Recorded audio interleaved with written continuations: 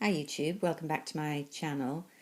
I decided to talk a little bit today about French skincare products or products generally that I love.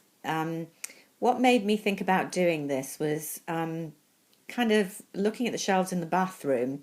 I'd ordered and was using for the first time one of the products we have here, Embryolisse Lait Cream Concentrate, which is one of those cult French beauty products that used to be really hard to get hold of here in the UK.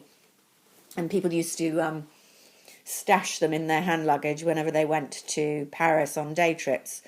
Now, like a lot of the other cult French pharmacy products, if I can term them that, they are readily available in the UK, but it was one of those that I just hadn't used.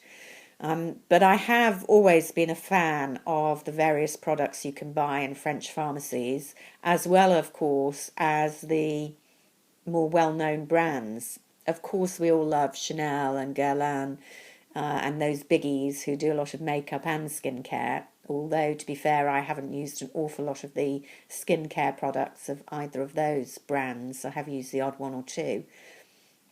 But other brands like Clarins, for example, are firm favourites. And I still think, although they don't get a lot of love on YouTube or with beauty bloggers, that Clarins is a fantastic line. I don't use as many of their skincare products as I used to.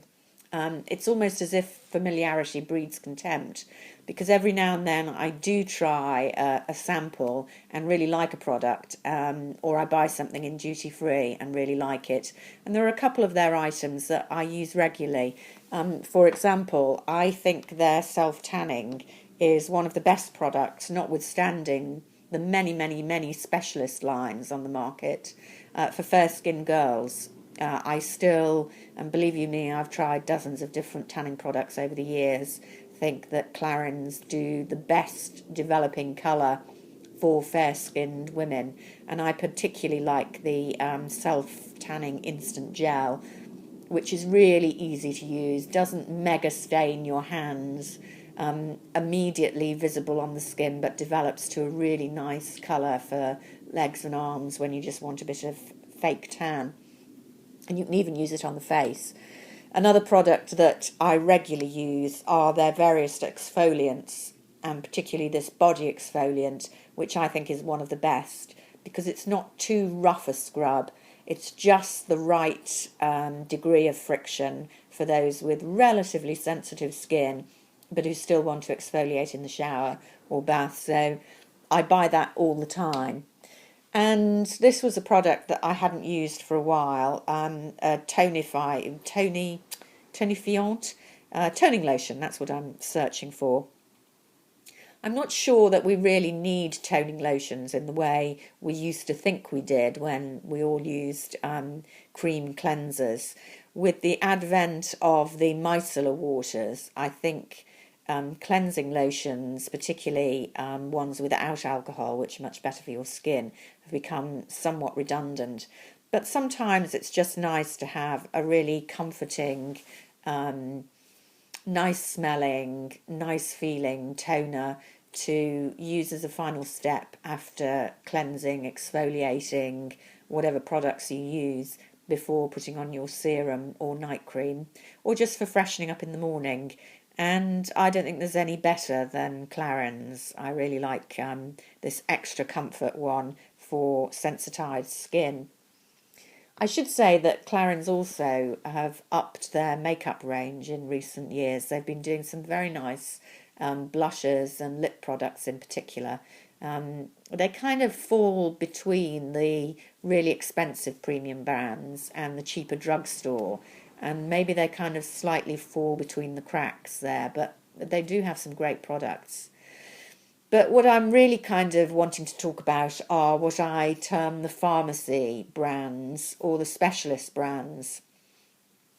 The pharmacy brands, the sort of brands that you can get in every French pharmacy, which is always a fantastic experience to go into if you're a British shopper, because they just do so much more interesting, slightly clinical looking products. I always feel with French skincare brands, they take the whole thing very seriously, And you kind of feel, rightly or wrongly, that because the packaging is so boring compared to, for example, American brands, the money is really going less into the advertising campaigns and the packaging and more into the science of the products.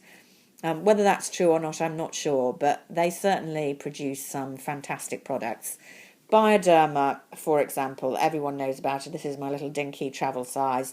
The best micellar water, without a doubt, even now that the big drug companies have jumped onto the micellar water bandwagon. I've tried several. I've talked about the L'Oreal one on here, and I've tried others. I still think Bioderma is the best. And they do a whole range of other products. I have tried some of their moisturisers. I'm less keen on those, but this is a star.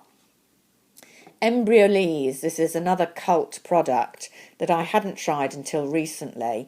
My skin is very, very dry and a little bit flaky at the moment with the advent of the worse weather, and I wanted something that is really thick and comforting.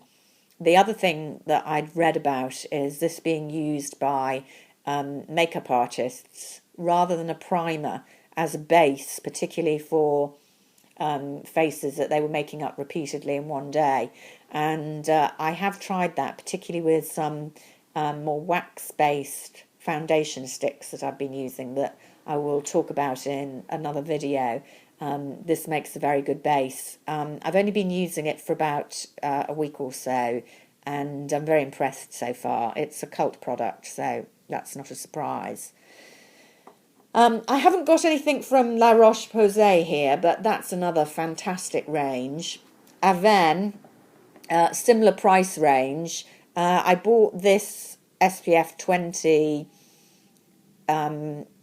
moisturiser to compare and contrast with a much cheaper British one from, well, I say British, it's Johnson & Johnson, so they're all multinational, but the Simple range with a slightly higher SPF. I'm still just finishing off. I haven't really liked that enormously, and I've preferred this one. Wouldn't you know it? It's a bit more expensive. Another expensive product that I have loved and talked about before is the Diptyque cleansing balm, nourishing cleansing balm for the face. I did a whole video on this ages ago when I first got it. I don't use it every day, but I use it probably about once or twice a week. And you can see that I'm barely halfway through, even from May. So although it's a very expensive product, it does last quite well. And I absolutely adore the fragrance, the consistency, its ability to lift even the most stubborn makeup. So I tend to use this when I've worn quite heavy foundation and or eye makeup, and I can't speak highly enough of it. I have got the moisturiser from the range, which I haven't got round to trying yet, but I'm looking forward to it. Diptyque, of course, known more for their fragrances and candles, which are fantastic, but on the evidence of this, really doing it in the skincare as well. Clarins, better known as a hair care range in France, a very established range. If you're in the market for talcum powder, which I very seldom am, but this is the one to get in my opinion. Their baby range is super silky fine and not cloggy at all. Really nice talcum powder. And I also wanted to mention this nail polish remover from Paul & Joe, another French line, mainly famous for their cosmetics, but do skincare. I've never had any of their skincare. I always think of them as the original kind of kitsch, retro packaging makeup range, long before Charlotte Tilbury and others got into that whole retro look. Paul & Joe were there. They do a lot of kittens and cats and butterflies and little animals scooting across the pink kind of fluted tops and compacts. Really, really pretty. So they look great on your dressing table. But why I particularly like this product, which is nail varnish remover, and you might think, well, why on earth would you spend all that money, because it is much more expensive than a drugstore nail polish remover, This is the only nail polish remover I have ever had which both removes polish and smells good. I mean, there is an acetone under smell to it, there has to be, to remove the polish. But less when you sniff it in the bottle. You can smell the perfume in the bottle, but when you have actually used it on your nails, the smell is not acetone at all. It's quite perfumed, and it's reasonably gentle while still doing the job. So if you're prepared to pay a little bit more for your nail varnish remover, get a very, very pretty bottle, but more importantly, a really nice smell, then I would definitely recommend having a look at Paul & Joe, as well as their generally very pretty packaging. So all in all, easy to forget the kind of more boringly packaged, apart from Paul & Joe and Diptyque, I guess, French ranges, but they really are, I think, value for money, with really, really good products. And a lot of them now you can get in your high street pharmacy over here in the UK, or even at Boots, most of them. Things like Paul & Joe, you're going to have to go to Selfridges or Harrods or one of those. Same with Diptyque, Liberties. But the others are very widely available now and really well worth trying. I've been trying some lesser known French makeup brands as well, and I'll be talking about those in another video. But until then, hope you're all well. Bye for now.